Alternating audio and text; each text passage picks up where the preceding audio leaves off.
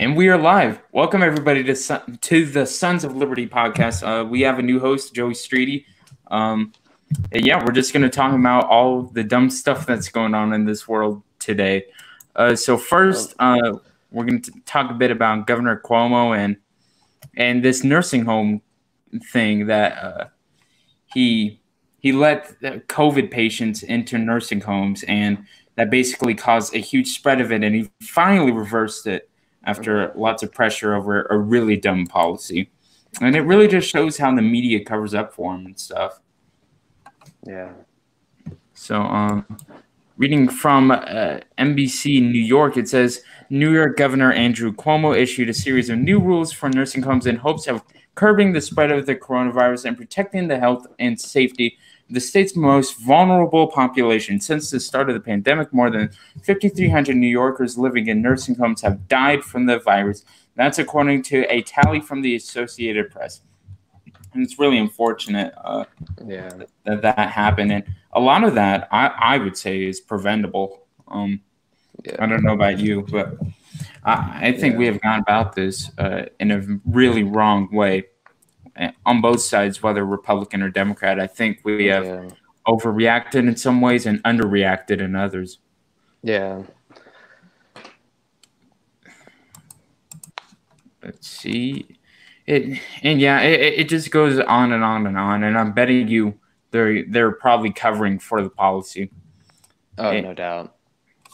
And it just shows the hypocrisy here because, Trump will do something that's actually good and they'll find something wrong with it and they'll just downplay it and give the credit to the Democrats somehow.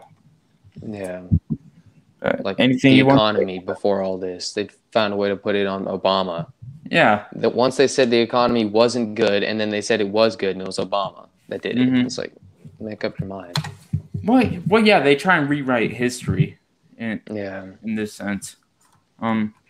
Especially since Obama's economy was really slow at recovering and nowhere to go after 2008 but up. Yeah. So you can't really give that to Obama.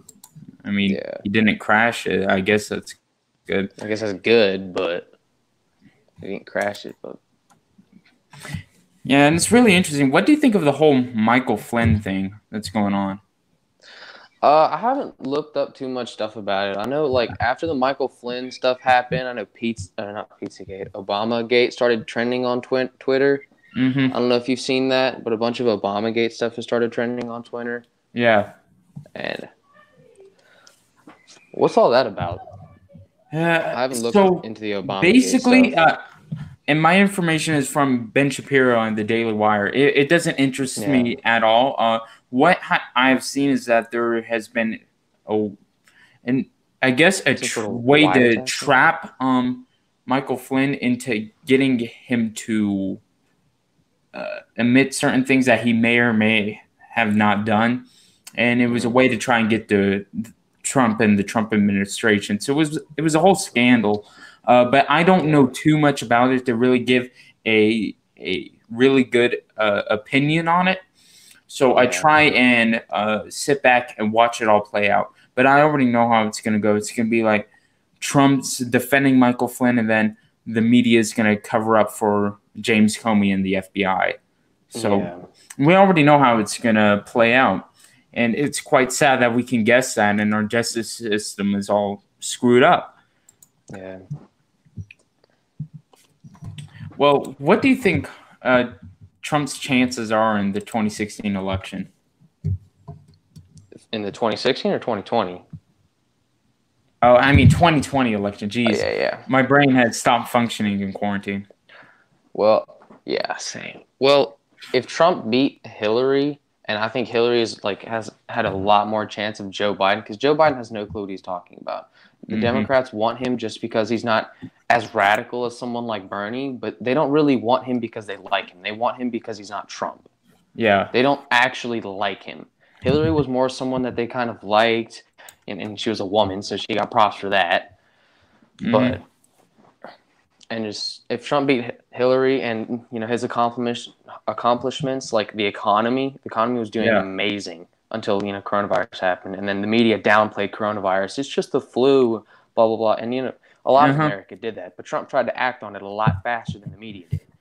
Banning travel from China, and then everyone called him a xenophobe for that. And it's like, I remember that. Yeah, it's crazy, and I have been very, very I don't know. I'm trying not to do the mistakes that the Democrats made in 2016 with Hillary, because they're like, oh, Hillary's gonna win, 90% chance or whatever. Yeah, and everybody thought Hillary was gonna win, and I'm like, well, I think Trump has a chance. And it turns out he wins. So I'm trying not to make that mistake. And I think conservatives are making that mistake by being a little too cocky, because that makes the base complacent and doesn't get them out to vote. Yeah.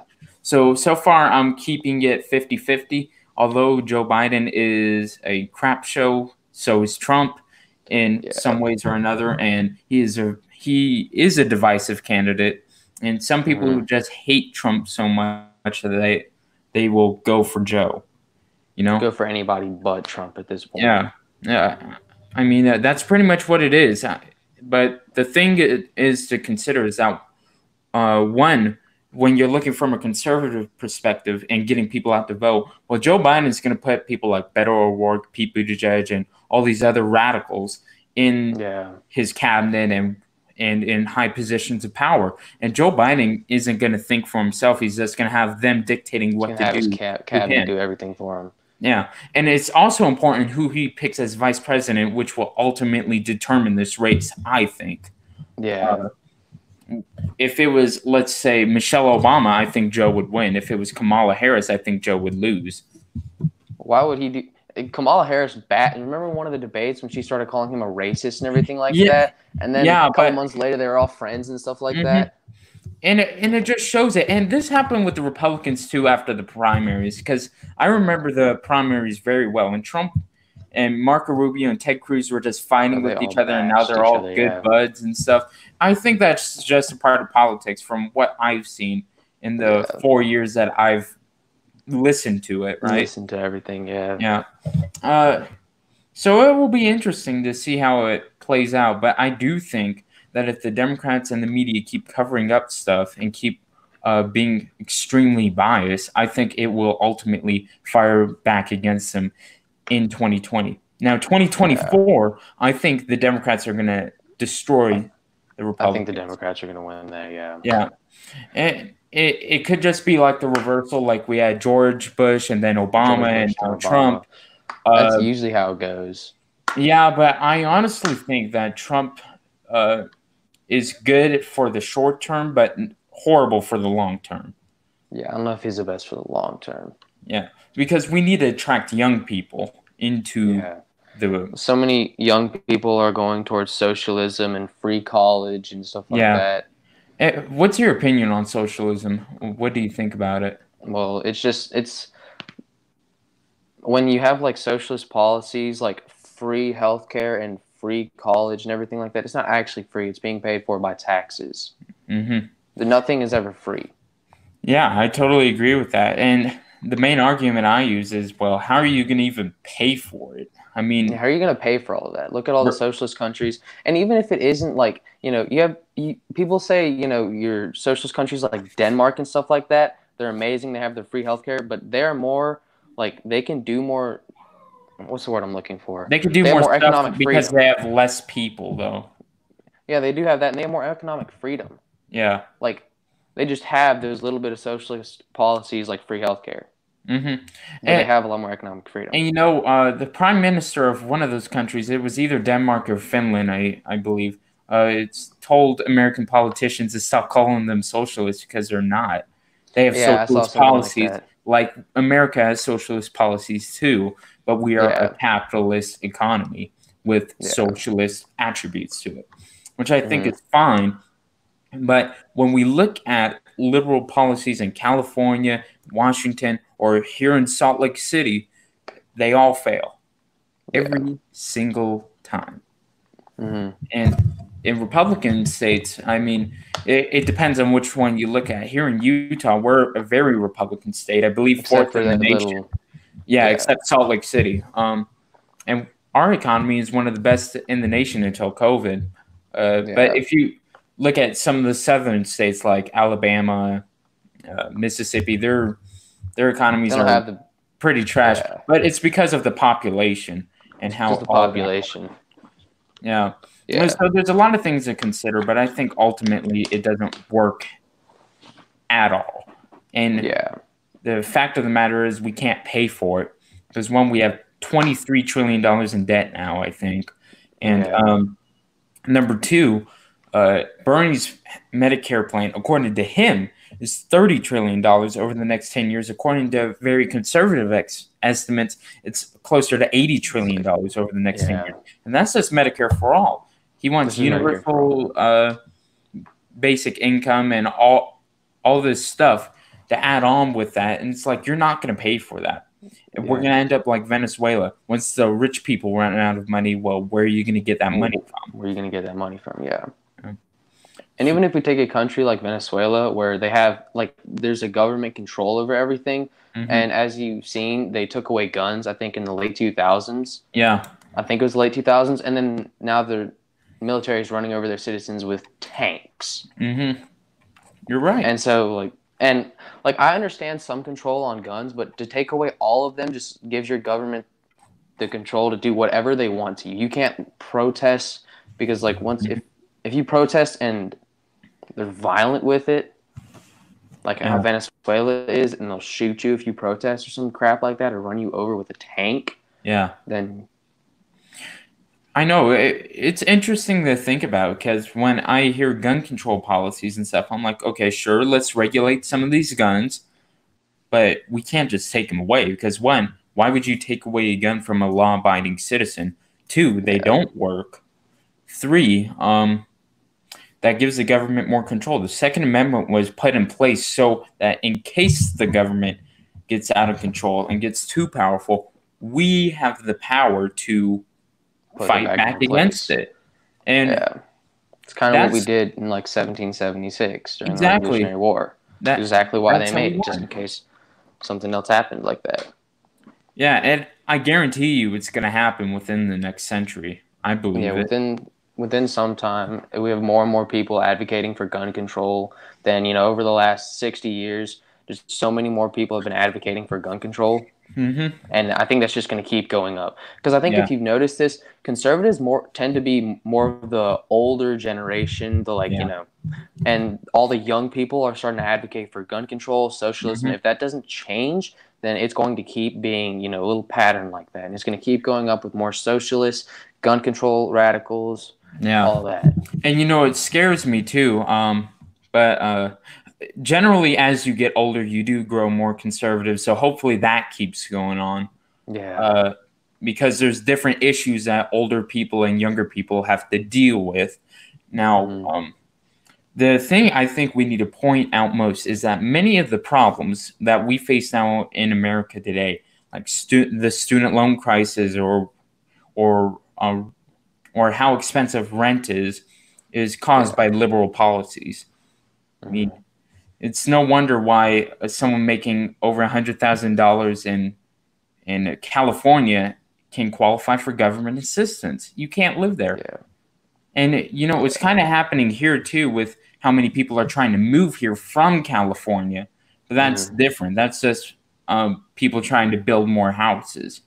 Yeah. No one's moving to California. No one wants to live there. Everyone's moving away from California because of how expensive it is to live there. Yeah. And I find it interesting that Tesla is the last car maker that's left there. And they're still thinking about moving to they're thinking about moving somewhere else. And I hope they do it. I pray that they do it because that's what needs to happen. Yeah. But that's about all that's going on in the news really today. There's not really a whole lot right now. Yeah, and there won't be until we get to November. I'm excited for the debates, though, because that will be fun to watch. I feel like that's just going to be comedy. Yeah, it will be. I'm going to look up Trump's approval ratings really quick. Well, we all saw his approval ratings, and he always tends to do really bad on any of the Fox approval ratings. I don't know how. I don't know if you've seen any of the Fox approval ratings of him. I have. It's And interesting, but I just think.